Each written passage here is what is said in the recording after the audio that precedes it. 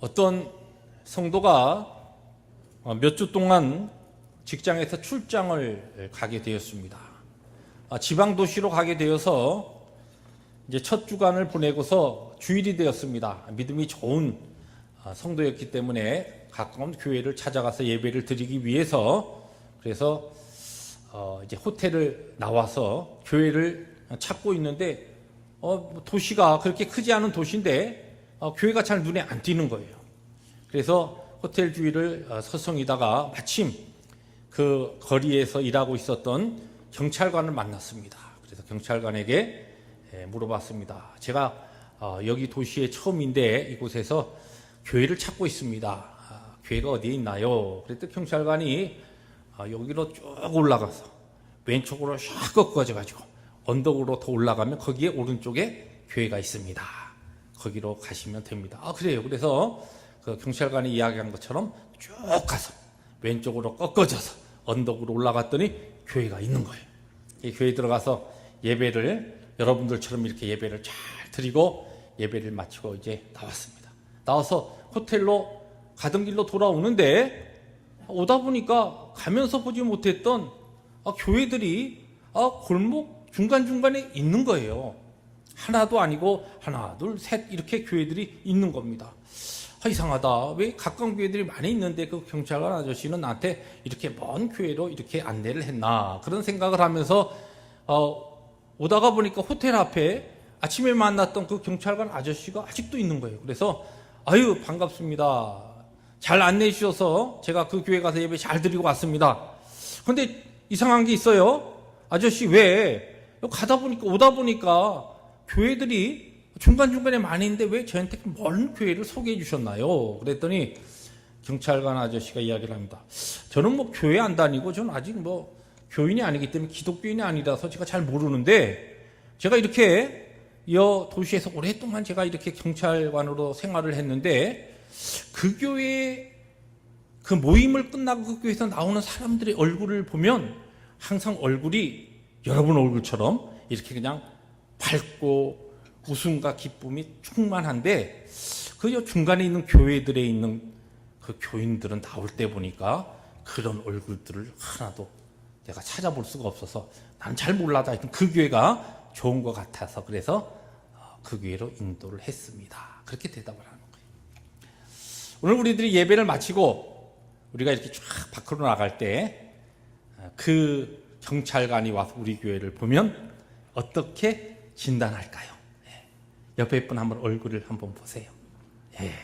그 얼굴로 그 감사와 기쁨과 웃는 얼굴로 오늘도 하나님이 주신 은혜 가운데 기쁨의 삶을 사는 우리 모든 성도들 되시기를 축복합니다. 그런데 뭐 이런 기쁨에 대해서 웃음에 대해서 말씀을 나눌 때마다 우리의 마음속에 바로 즉각적으로 나타나는 질문이 있습니다. 누가 뭐 웃을 줄 몰라서 안 웃고 기뻐할 줄 몰라서 뭐 안 즐거워합니까? 오늘 내 삶의 환경과 형편이 너무 힘들고 어려워서 별로 웃을 일도 없고 기뻐할 일도 없습니다. 그런 생각이 들 때가 있습니다. 실제 우리들이 인생을 살다 보면 우리의 삶이 기쁨보다는 슬픔이나 괴로움이 훨씬 더 지배적이라는 사실을 우리는 다 어그리합니다. 그렇게 동의하죠. 실제적으로 산다는 것이 참으로 힘겨운 것이라는 그와 같은 사실에 뭐 다른 설명을 우리들이 구태여 붙일 필요가 없습니다. 왜냐하면 우리의 삶에서 그러한 것을 우리가 날마다 한 주간 한 주간 한 달 한 달 체험하고 있기 때문에 그렇습니다. 그래서 실존주의 철학자였던 하이데거는 그런 이야기를 했어요. 우리 인생은 이 던져진 존재다. thrown projection이라 그렇게 하면서 어떤 뭐 목적과 어떤 계획에 의해서 신이 존재해서 우리를 만들고 그거 다 아니야. 우리의 인생은 아무런 계획과 어떠한 목적 없이 그냥 우리의 삶의 현장에 우연히 던져진 그와 같은 실존적인 존재다. 그러므로 그와 같은 존재로서 우리는 우리에게 있는 모든 어려운 문제들, 고통, 괴로운 문제들을 우리 스스로 그것을 극복하면서 살아야 될 그 책임과 의무가 우리 인생의 본질적으로 있는 것이다. 그런 얘기를 했습니다. 자, 그런가요? 하나님께서는 우리에게 분명히 말씀하셨습니다. 우리는 우연히 던져진 존재가 아닙니다. 전능하신 하나님, 창조주 되신 하나님께서 우리를 창세전에 택정하시고 만드시고 우리를 특별한 계획을 가지고 오늘 우리를 구원하셔서 부르셔서 오늘 우리의 삶의 현장에 심어 놓으신 것이 하나님의 작품, 하나님의 최고의 걸작품 우리입니다. 그래서 성경 우리에게 그렇게 이야기합니다. 항상 기뻐하라. 너희들이 그냥 우연히 어떻게 하다가 던져진 존재로서 이 땅에 이렇게 살고 있는 것이 아니라 하나님의 특별하신 계획과 섭리 가운데 우리를 부르셔서 하나님의 특별한 목적을 위해서 오늘 우리의 삶의 현장에 집어넣어 놓으셨다는 것입니다. 그러한 믿음과 확신을 가지고 너희들은 이 땅을 살아갈 때에 어떻게 해야 되느냐? 데살로니가 전서 말씀처럼 항상 기뻐하라. 그리고 뭐라고 이야기하셨냐면 그것이 바로 하나님의 뜻이라고 그랬습니다. 기뻐하는 것이 하나님의 놀라우신 은혜 가운데서 구원받은 오늘 우리 모두를 향하신 하나님의 마음이고 하나님의 뜻이라는 것입니다. 자, 이것을 우리가 말씀을 통해서 잘 압니다. 그런데 실제적으로 우리의 삶의 현장은 그렇지 못해요. 기뻐해야 하는데 항상 기뻐하고 항상 감사하고 항상 즐거워해야 되는데 우리의 삶의 환경이 우리를 조여올 때 힘들고 어려운 문제가 우리를 생각하지 못했던 것 같은 어려운 문제로 우리의 삶이 구겨질 때 우리는 기뻐할 수 없고 낙심하게 되고 절망하게 되고 염려하게 되고 슬퍼하게 된다는 것이에요. 그런데 어떻게 그러면 우리가 하나님이 우리를 향하신 그 뜻, 항상 기뻐하는 모든 일에 있어서 즐거워하고 감사할 수 있는 이와 같은 하나님이 약속하신 하나님의 백성의 천국의 삶, 기쁨의 삶, 희락의 삶을 살아갈 수가 있는가? 거기에 대한 질문을, 기뻐해야 될 이유를 오늘 우리가 읽은 시편 30편 다윗의 시를 통하여 세 가지로 찾아보려고 합니다. 오늘 우리가 읽은 시편에서는 다윗이 그가 기뻐할 수밖에 없었던 그 이유, 다윗처럼 어떻게 보면 파란만장한 인생, 그가 이스라엘의 두 번째 왕으로서 어떻게 보면 예수 그리스도의 모형으로서 또 하나님의 마음에 합한 자로 그렇게 살았지만은 그의 생애를 보면은 기쁨과 즐거움보다는 오히려 고통과 낙심과 절망과 그의 마음에 번민이 더 많았던 그런 힘들고 고단한 인생을 살았던 사람입니다. 그런데 이 다윗이 하나님 앞에 내가 기뻐할 수밖에 없는, 또 기뻐해야 되는, 기뻐하는 이유를 오늘 시편에서는 30편에서 크게 세 가지로 우리에게 선포하고 있습니다. 첫 번째, 다윗은 오늘 1절에서 영적 전쟁에서 하나님께서 그에게 승리를 주셨기 때문에 나는 기뻐할 수밖에 없다, 이렇게 선언하고 있습니다. 1절 말씀 다시 한번 우리가 함께 읽습니다. 시작. 여호와께서 내가 주를 높일 것은 주께서 나를 끌어내사 내 원수로 하여금 나로 말미암아 기뻐하지 못하게 하심이니이다.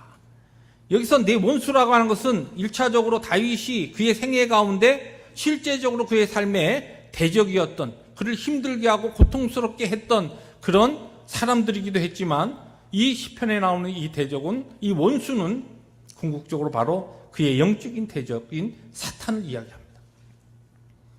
사탄이 더 이상 나의 대적, 이 마귀가 나 때문에 기뻐하지 못하도록 하나님께서 나를 힘들고 어려운 공경의 자리에서 나를 빼내셨다는 것이, 나를 승리케 하셨기 때문에, 내 영적 이 싸움에서 하나님께서 나에게 승리를 주셨기 때문에 나는 기뻐할 수밖에 없다 하고 그렇게 고백하고 있습니다.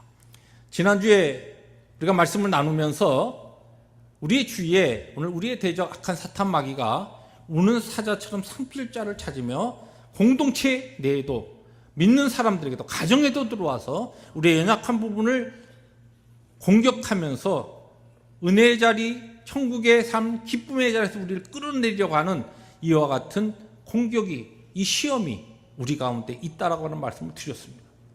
그 말씀을 나눈 것은 그것 때문에 우리가 염려하고 두려워하고 걱정하라는 것이 아닙니다.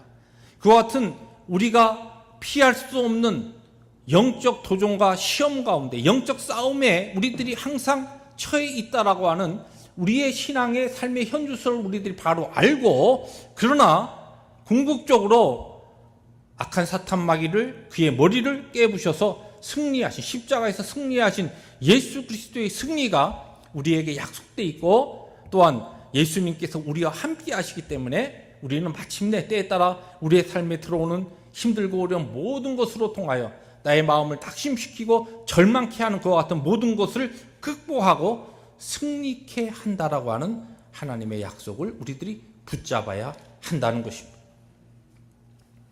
실제적으로 성경을 펴서 창세기부터 요한계시록까지의 많은 기록들을 읽으면 우리 앞선 믿음의 선배들의 승리의 이야기들이 거기에 쭉 전개되고 있습니다.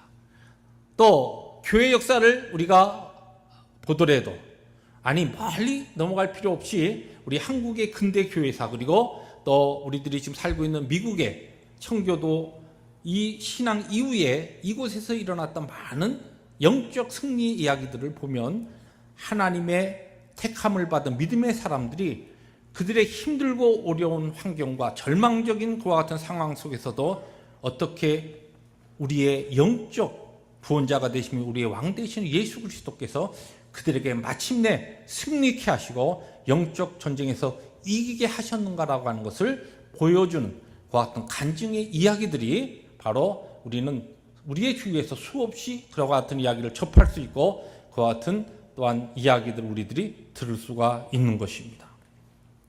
우리가 잘 아는 음악가, 사진만 보면 바로 우리가 알 수 있는 베토벤이라고 하는 이 음악의 악성이라 그렇게 불리는 이 베토벤의 이야기 가운데 이런 재미있는 이야기가 있습니다. 사실은 베토벤은 하나님께로부터 특별한 음악에 대한 이 기프트를 받은 사람이에요.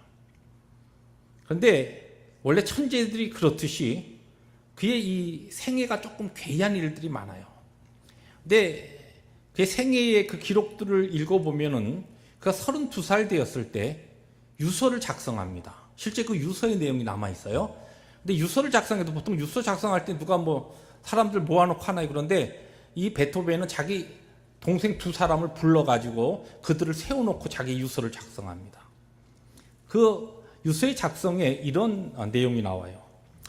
나는 지난 6년 동안 나아진다라는 희망에 속아서 살아왔다. 그러나 더 이상 희망은 없다. 절망이다. 나는 이제 귀머거리다. 음악가인 나에게 있어서 예민해야 될 청각을 잃어버렸다니. 이 불행을 어떻게 감당할 수 있으랴. 잠시 후면 나는 내 생애를 마감하게 될 것이다. 아, 불운한 존재요. 유서를 좀 써는 거예요. 동생들이 세워놓고. 근데 이게 유서가 다가 아니고 맨 뒤 유서에 보면 이런 내용이 나옵니다. 마지막 유서를 정리하고 이제 죽겠다고 유서를 쓰는 거예요. 그리고 맨 마지막에 오 하나님이여, 나에게 이제 마지막으로 순수한 기쁨의 시간을 허락하소서. 너무도 오랫동안 진정한 기쁨, 참 기쁨이 나의 마음에서 우러나오지 못했습니다. 이제 마지막으로 순수한 그 기쁨의 날을 나에게 허락하소서. 그게 유서의 맨 마지막이. 자, 그리고 유서 쓰고 죽었을까요? 안 죽었습니다. 저 위에 보세요. 베토벤은 그리고서도 이 유서를 쓰고서 24년 후에 그가 유명한 교향곡 9번 사악장 합창이라고 하는데 환희의 송가라고 하죠. 이 곡을 여러분들 좋아하시는 분은 자주 들으시겠지만 이 마지막 교향곡 9번 작곡했을 때 베토벤은 정말 아무것도 안 들렸을 때예요. 그가 이게 청각이 이상이 생겨서 청각을 잃기 시작할 때가 언제냐면 교향곡 2번을 작곡할 때입니다. 근데 계속 마지막 9번을 작곡할 때, 그럴 때에 그의 귀는 완전히 틀리지 않았습니다. 그런데 그가 그의 이와 같은 모든 영적 도전, 절망, 낙심, 죽어버려야 되겠다. 동생까지 불러놓고 마지막 유서를 썼던 그지만은 그는 믿음이 좋았다라고 하는 기록은 없습니다. 그런데 그는 믿음의 사람이었어요. 하나님에 대한 신앙의 사람이었습니다. 우리의 믿음이 좋은 믿음, 큰 믿음 필요합니다. 그런데 중요한 것은 하나님께서 우리에게 주신 그 믿음, 구원을 허락하신 믿음, 그건 정말 귀한 것입니다. 무엇과도 바꿀 수 없는 귀한 것인데 그 믿음의 사람은 하나님께서 어떠한 절망적이고 힘든 환경 가운데서도 망하게 하지 아니하시고 그의 택하신 자들을 끝까지 붙잡으셔서 마침내 승리케 하신다는 것이 이 환희의 송가의 그 멜로디의 가장 중요한 파트가 우리 찬송가 통일 찬송가에는 13장이었는데 우리 새 찬송가에는 64장으로 되어 있습니다. 기뻐하며 경배하세 영광의 주 하나님, 그 찬송이죠. 베토벤 곡인데 이 멜로디나 이 가사를 보면 절망과 귀를 하나도 들을 수 없는 그런 사람의 그 곡이 아닙니다. 희망이 넘치고 승리와 하나님이 주실 영광스러운 그 환희의 그와 같은 곡이 그에게서 쓰여져 있었던 것은 바로 그의 믿음을 통하여 모든 절망과 모든 낙심과 슬픔을 이기게 하신 하나님의 우리의 구원자 되시고 우리의 왕이 되시는 바로 주님의 역사 때문에 이것이 가능했다는 것입니다. 그렇습니다. 신앙의 사람은 하나님께서 모든 유혹, 시험, 절망, 낙심을 이기고 승리케 하신다는 것입니다.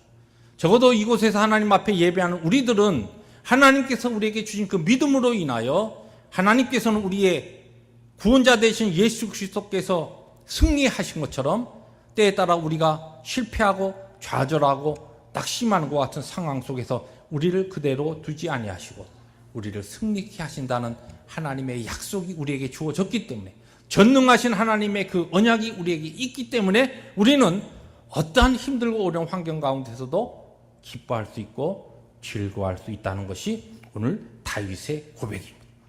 두 번째로 다윗은 그러면 무엇으로 인하여 그가 기뻐할 수 있다고 이야기합니까? 오늘 5절에 보니까 노염은 잠깐이지만 은총은 평생이기 때문에 다윗은 하나님 앞에 기뻐한다 그렇게 고백하고 있습니다.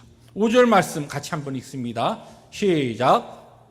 그의 노염은 잠깐이요 그의 은총은 평생이로다. 저녁에는 울음이 깃들지라도 아침에는 기쁨이 오리로다. 아멘.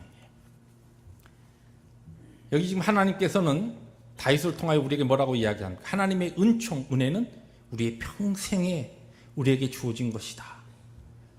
자, 그런데 하나님께서 이렇게 우리에게 말씀하시지만 사탄은 우리의 마음에 뭐라고 속삭입니까? 야, 너 인생은 왜 그렇게 항상 일마다 꼬이냐?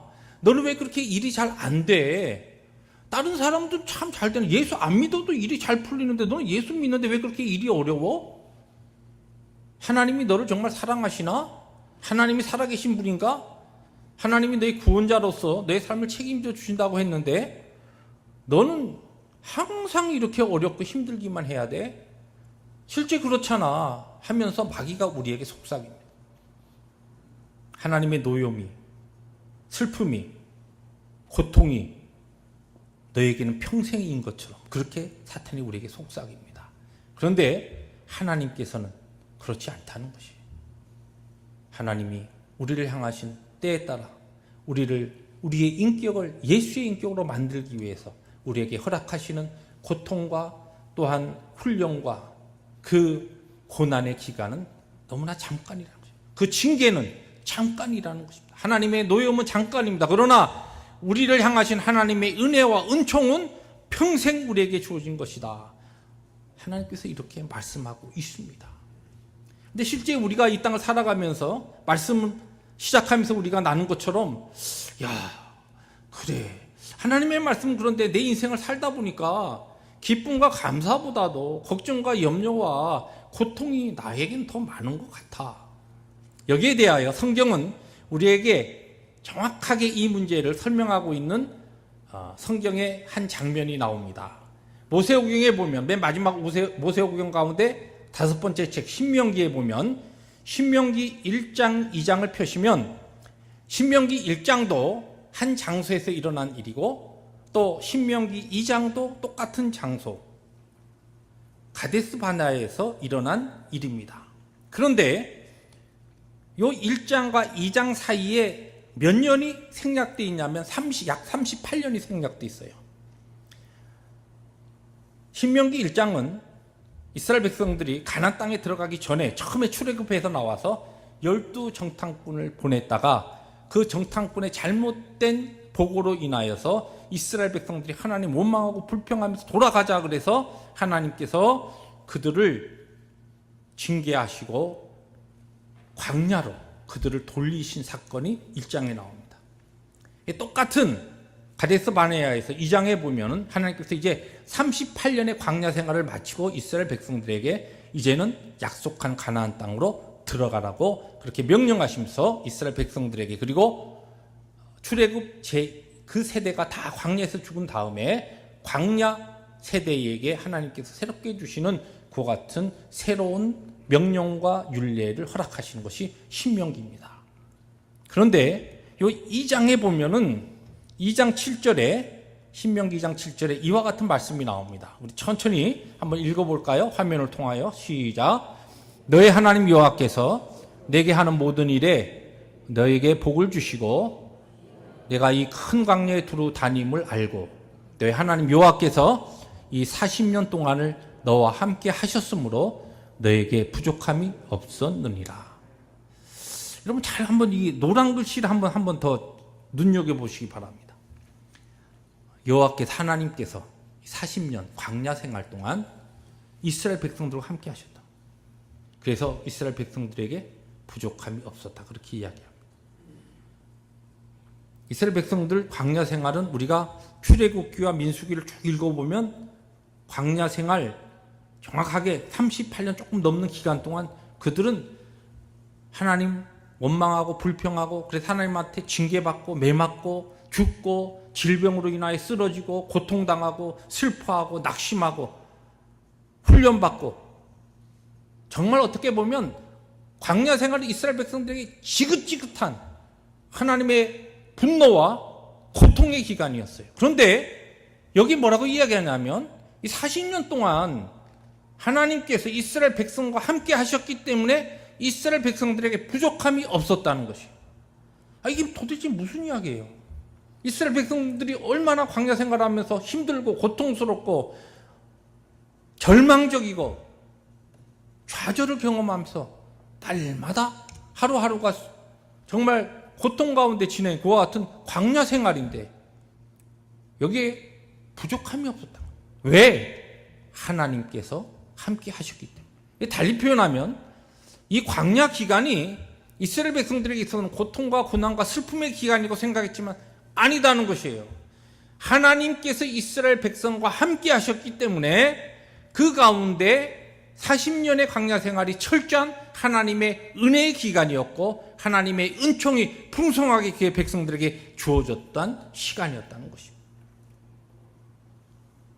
오늘 우리들이 하나님께서 주어진 이 구원의 길을 걸어가며 우리가 우리의 정든 고국을 떠나서 하나님의 인도하심을 받아서 하나님의 섭리와 주권 가운데 이 미국 땅에 와서 이민의 삶을 살면서 광야 생활 가운데 우리는 내 삶이 참 더 힘들다.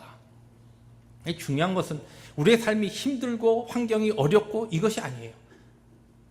우리의 삶에 살아계신 하나님께서 지금 함께하고 계시기 때문에 때에 따라서 나의 신앙의 연약함으로 인하여 나의 부족함으로 인하여 하나님의 그와 같은 은혜를 내가 느끼고 감사하지 못하고 있지만 그러나 우리를 구원하신 나를 구원하신 하나님께서는 때에 따라 내가 하나님의 낯을 피하여 갈 때에도 나를 끝까지 추적하시면서 나와 함께 하시고 나를 지키시고 나의 환경을 하나님께서 컨트롤 하시면서 하나님의 은혜 가운데 평생의 은총으로 나를 놀라우신 그리스도의 형상으로 만들어가고 계신다는 약속입니다.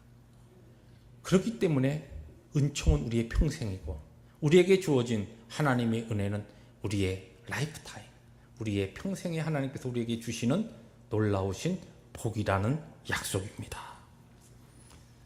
사탄은 우리의 환경을 통하여 우리의 마음을 얼마나 자주 흔듭니까? 너는 왜 이렇게 힘들어? 네 삶은 왜 이렇게 고단해? 그러나 하나님께서는 그렇지 않다. 너에게 부어지는 나의 은혜는 평생이다. 힘들고 어려운 환경 가운데서도 이 모든 것 가운데 궁극적으로 은혜로, 은총으로 나에게 역사하시는 하나님의 그 사랑의 역사를 발견하고 확인하고 감사하며 그러하기 때문에 기뻐할 수밖에 없는 우리의 믿음의 귀한 자신을 확인하는 복된 시간이 될 수 있기를 주의 이름으로 축복합니다. 마지막으로 다윗이 왜 기뻐할 수밖에 없었는가? 슬픔이 변하여 춤이 되게 하시기 때문에 11절에 그렇게 이야기합니다. 11절 말씀 우리 같이 한번 읽습니다. 주께서 나의 슬픔이 변하여 내게 춤이 되게 하시며 나의 베옷을 벗기고 기쁨으로 띄우셨나이다. 여기 슬픔이 변하여 나에게 기쁨이 되게 하셨다라고 하는 것이 NIV 성경으로는 이렇게 표현했습니다. You turned my wailing into dancing. 나의 이 통곡을 춤으로, 당신께서 나의 통곡을 춤으로 바꿔주셨습니다. 그런 이야기입니다. 왜 우리가 기뻐할 수 있냐면 우리가 믿고 섬기고 우리의 구원자 되시며 나의 왕이신 하나님께서는 나의 슬픔을 그대로 두지 아니하시고 그것을 기쁨으로 바꾸시는, 나의 고통스러운 통곡과 좌절과 눈물을 하나님께서 하나님을 향한 기쁨의 춤으로 환희로 바꾸시는 하나님이시기 때문에 그 하나님으로 인하여, 하나님에 대한 믿음으로 인하여 오늘의 슬픔 가운데서도 넉넉히 기뻐하고 즐거워할 수 있다는 것입니다. 우리가 잘 아는 김남준 목사님이 쓴 책 가운데 바꾸시는 하나님이라고 하는 책이 있습니다. 이 책에 이 김남준 목사님 사실 교리서입니다. 교리서라고 하면 딱딱한 건데 하나님은 누구신가라고 하는 교리서예요. 그런데 이 교리적인 내용을 굉장히 우리의 삶에 연결해서 아주 쉽게 쓴 책이에요. 여기에 보면은 하나님 어떤 분이신가 하면 악을 선으로 바꾸신 하나님. 이 바꾸신 하나님 중에 무엇을 바꾸시느냐?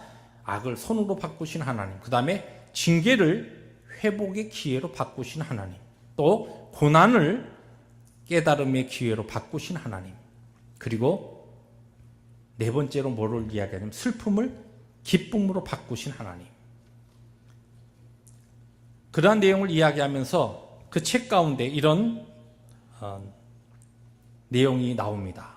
그 내용만 여러분에게 좀 읽어드립니다.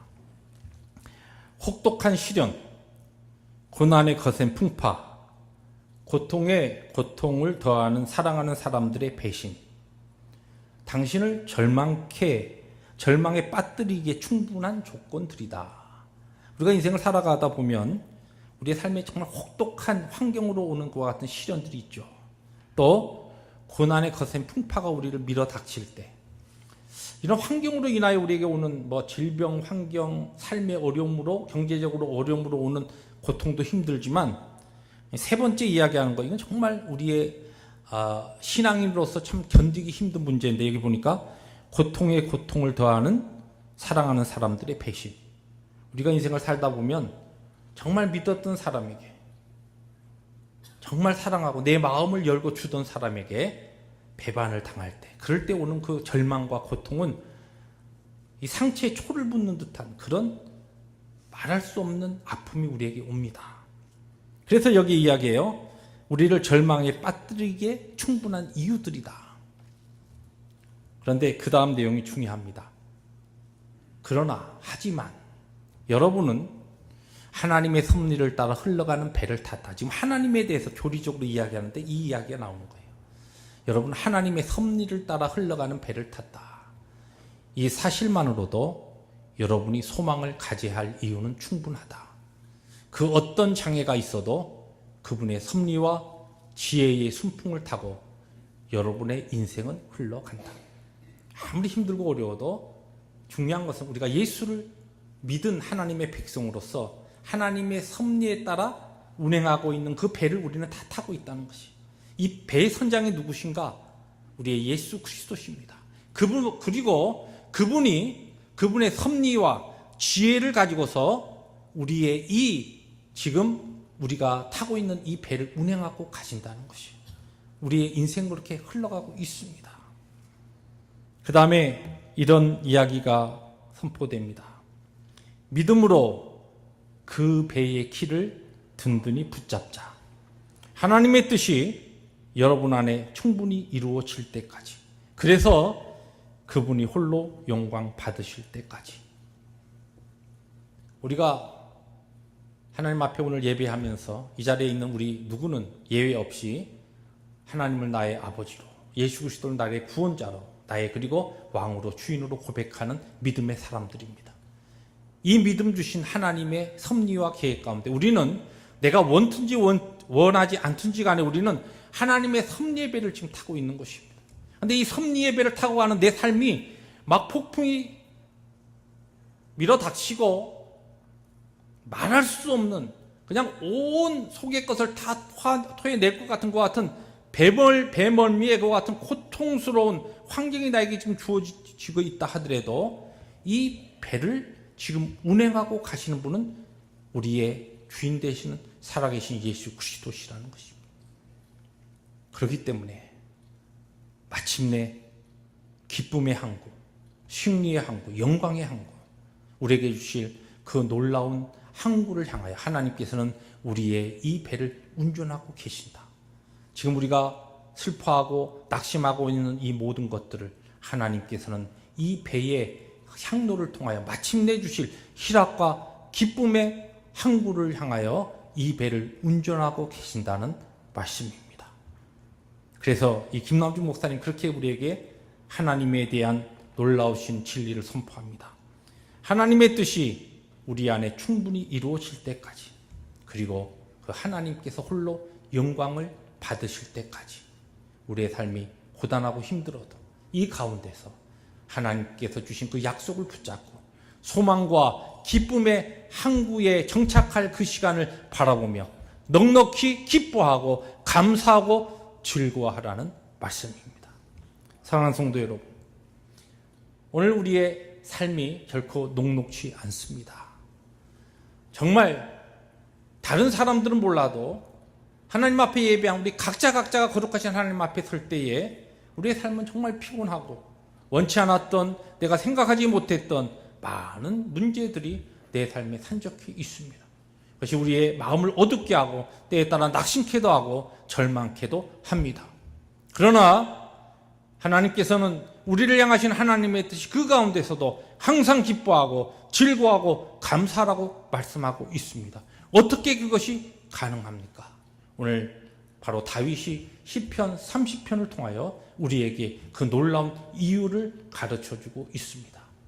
사랑하는 성도 여러분, 하나님께서는 오늘도 우리의 주인이 되시고 우리의 구원자가 되시고 우리의 생애, 우리가 타고 있는 하나님의 섭리의 배의 선장이 되셔서 우리의 걸음을, 우리의 길을 인도하고 계십니다.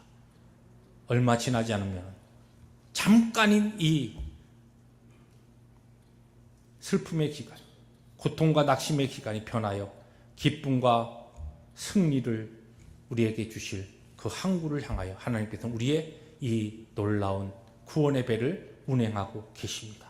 하나님의 약속을 붙잡고 그것을 소망 가운데 믿음으로 바라보면서 넉넉한 오늘의 힘들고 어려운 환경을 말씀으로 이기고 승리하는, 기뻐하는, 감사하는 우리 펠로시교의 모든 주의 백성들 될 수 있기를 주의 이름으로 축복합니다. 기도하십니다.